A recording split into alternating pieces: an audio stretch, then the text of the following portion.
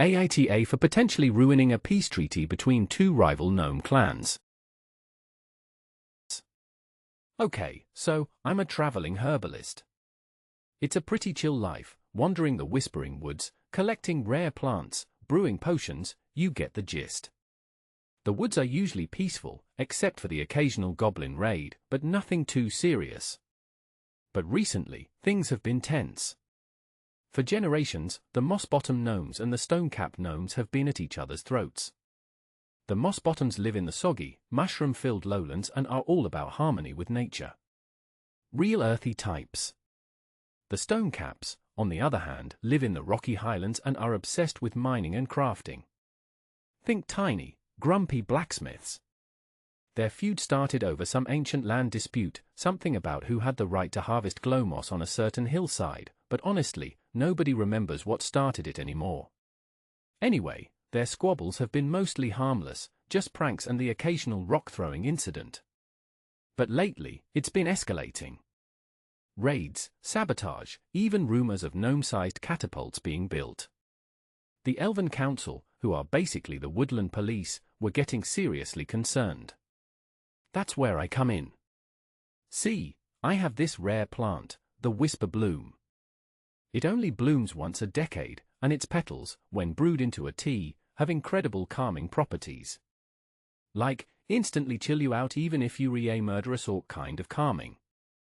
The Elven Council asked me if I'd be willing to brew a batch for a peace summit between the two clans. I agreed. Figured it was a good deed, plus, the council pays well. So, I set up shop in a neutral clearing, brewed the tea, and waited. The moss-bottoms arrived first, a group of solemn gnomes in green robes, looking nervous. Then came the stonecaps, clad in leather aprons and carrying tiny pickaxes, looking even more suspicious. The Elven Council rep, a snooty elf named Eldrin, started the meeting. Everything was going surprisingly well. The tea was working its magic. Both clans were actually listening to each other, airing their grievances without yelling. Eldrin was beaming, probably picturing his promotion. Then, old Gran Crumblesnout, the elder of the Stonecaps, took a sip of tea and spat it out. "What is this foul brew?" she screeched. "It tastes like dirt." Now, here's where I might have messed up. See, the Whisper Bloom only blooms in areas with a very specific type of soil. This year, the best bloom was near a badger den. So, yeah, there might have been an tiny hint of badger essence in the tea. I panicked. I blurted out, "It's a special ingredient. For a strength." The moss-bottoms, who are basically vegans, were horrified. "Badger," their elder gasped. "You're trying to poison us with mammal remnants." The stonecaps, on the other hand, perked up. Old Gran Crumblesnout smacked her lips.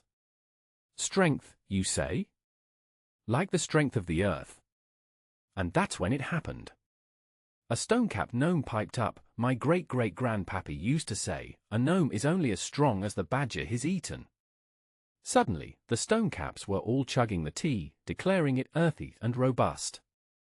The moss-bottoms were gagging and accusing me of siding with the enemy. The peace summit descended into chaos. The stonecaps, now fueled by badger-infused tea, started challenging the moss-bottoms to arm wrestling matches. The moss-bottoms, disgusted and offended, refused, calling them barbarians. Eldrin was tearing his hair out. I managed to sneak away during the commotion. Now, I'm back in my wagon, wondering if I completely ruined everything. On one hand, I potentially sabotaged a peace treaty and further fueled a gnome war. On the other hand, maybe the stonecaps will be too busy flexing their newfound badger strength to actually fight. AITA?